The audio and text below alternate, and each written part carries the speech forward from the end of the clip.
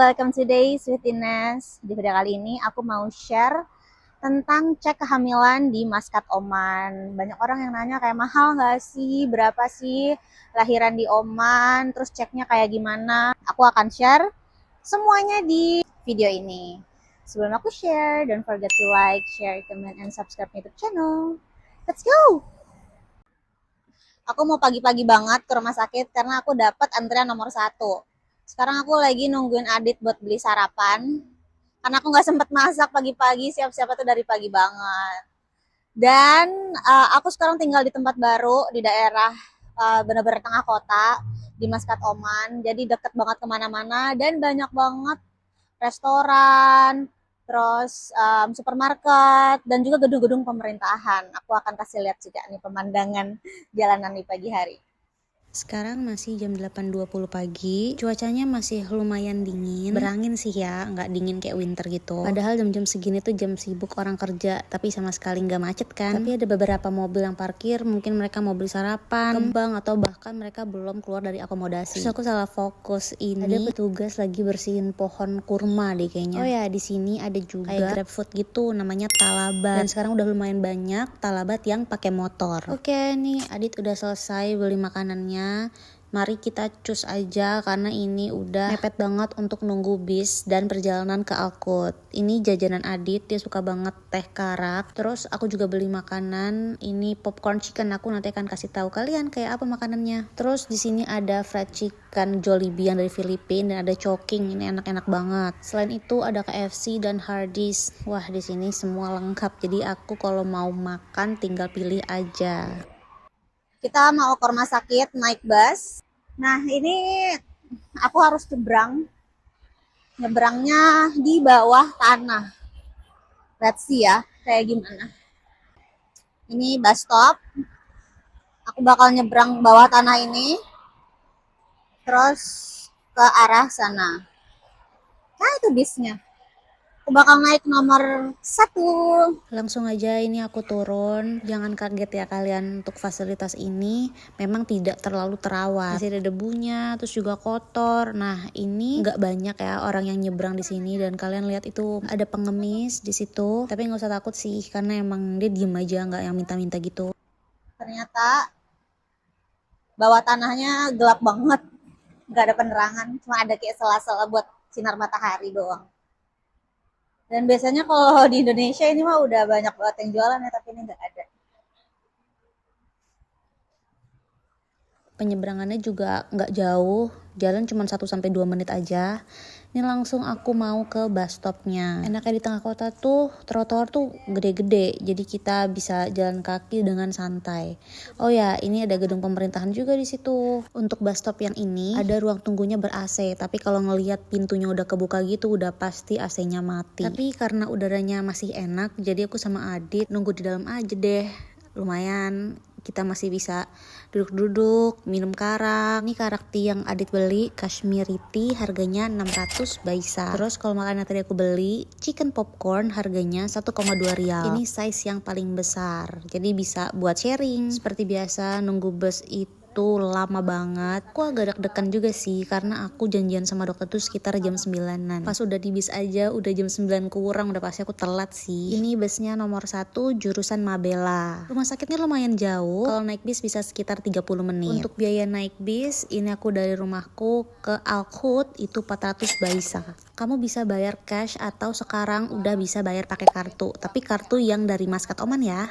Kondisi jalanan pagi ini lancar jaya. Kalau kalian lihat tadi kondisi bus itu sepi, ya karena ke daerah Al-Qud itu bukan arah orang-orang kerja. Oh ya, kalau dapet tiket bus itu jangan dilipet-lipet, jangan diremas-remas, karena ini ada petugas yang random checking.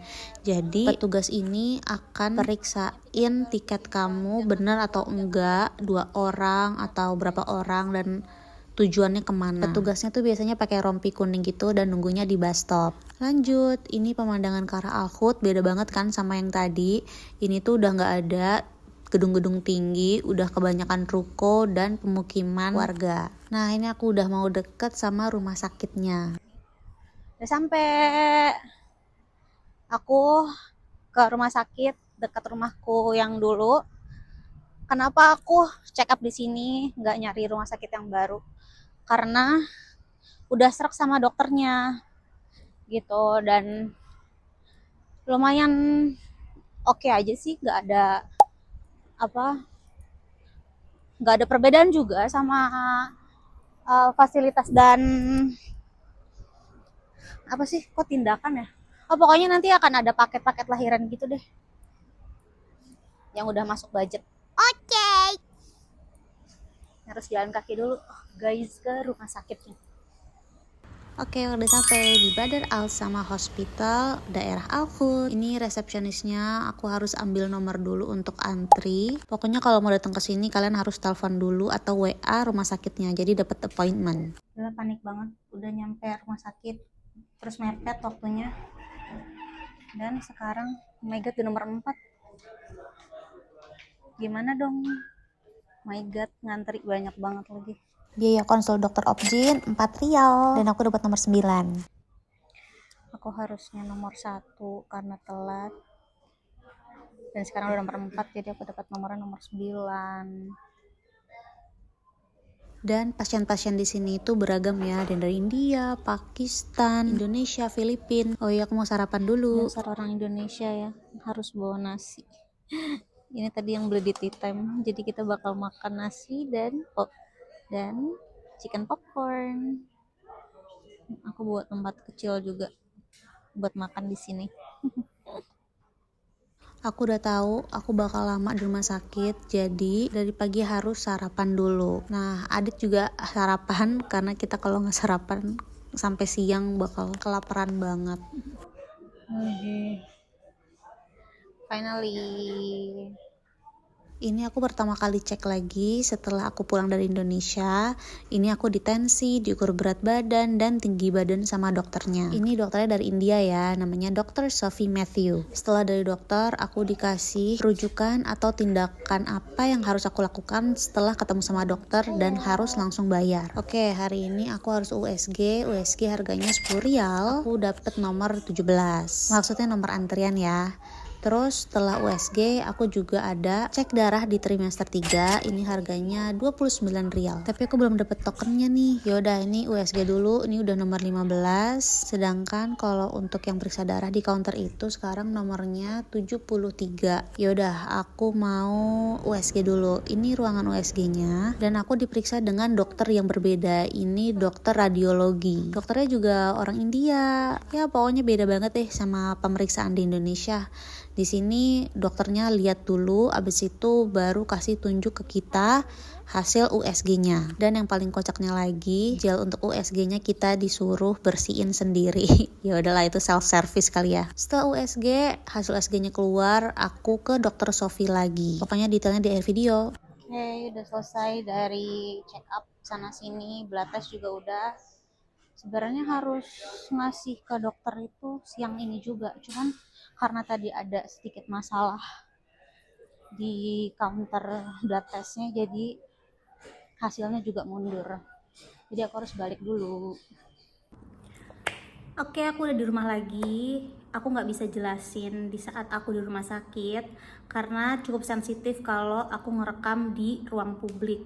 Banyak banget orang-orang sini tuh yang nggak mau masuk ke kamera gitu. Kalau mereka tahu, mereka pasti marah. Lanjut ke permasalahan rumah sakit.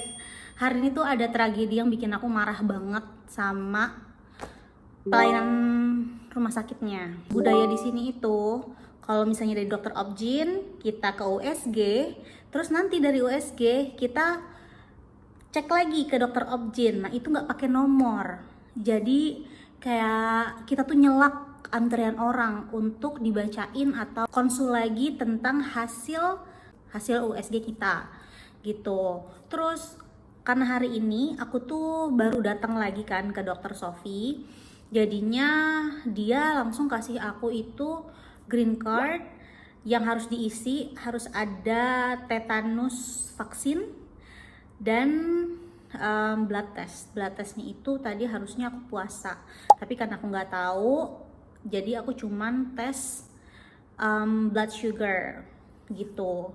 Nah ini permasalahannya tadi tuh di resepsionis, aku kan udah bayar semua kan 39,9. Pas aku mau blood test, aku sama Adit satuin pemikiran dulu. Aku merasa dokter Sofi bilang aku itu harus blood test, tapi Adit bilang aku nggak denger disuruh blood test gitu. Nah itu juga jadi kendala kita nih di sini karena mostly di sini tuh dokter-dokternya India, jadi mereka ngomongnya cepet banget dan bahasanya itu sebenarnya bahasa simple sih, cuman karena emang logatnya. Aku nanya ke, aku nggak tahu, kayaknya asisten dokter di depan ruangan gitu ya, dia bilang iya lo harus blood test, dia bilang kayak gitu. Ya udah dong, akhirnya aku ke tempat yang blood test administration karena aku udah bayar, jadi aku nggak mau dong kalau misalnya udah harusnya blood test tapi aku nggak melakukan itu di hari itu gitu kan. Oh ya, kenapa understanding aku dokter Sofi itu bilang aku harus blood test, karena dia nanya kamu puasa nggak. Enggak dokter, aku baru aja makan. Oh yaudah, it's okay katanya gitu, kamu bisa blood test hari ini, dia bilang gitu kan. Mungkin kayaknya dia bukan ngomong blood test ya, tapi apa gitu, mungkin Adit juga nggak denger gitu kan. Oke, aku ke administration blood test nih. Aku bilang ini blood test, aku disuruh dokter Sofi, tapi ini nggak ada token numbernya. Token number itu kayak nomor antrian. Terus dia bilang gini, lo puasa nggak? Dia bilang gitu. Enggak. Oh nggak bisa lo blood test, lo balik lagi besok, dia bilang kayak gitu, lo harus puasa. Terus gue bilang enggak, dokter Sofi boleh kok hari ini harus blood test karena untuk green card harus ada blood test dan vaccination, tetanus vaccination. Terus dia ngotot kayak nggak boleh, dia bilang gitu. Yaudah dong, gue mundur. Abis itu gue masuk lagi nih ke dokter Sofi, gue nyelak deh tuh antrian orang. Terus dokter Sofi bilang, dokter Sofi aku nggak boleh blood test, aku harus besok balik untuk puasa. Akhirnya dokter Sofi nelpon kan, apa-apa pakai bahasa India gitu karena memang kan sesama India ya, ngomong-ngomong itu. Terus dokter Sofi nulis now today tes apa. Oke, habis dari dokter Sofi aku balik lagi kan ke dia. Dia bilang kayak gini, ke blood test administration. Dia bilang, ya udah lo ke reception, lo bayar lagi, lo minta lagi nomor token. Udah dong, aku ngantri ke tempat pembayaran tadi. Terus dia bingung kayak apa yang harus gue kasih nomor, kayaknya nggak usah deh, dia bilang gitu. Pokoknya nggak dapet apa-apa di reception, balik lagi lah ke administration. Wah gue udah kayak emosi banget kan, kayak langsung gue bilang you waste my time. Kalau misalnya emang ini nggak bisa, lo harusnya koordinasi sama dokter yang bilang boleh ini gitu. Kenapa harus gue yang bolak-balik?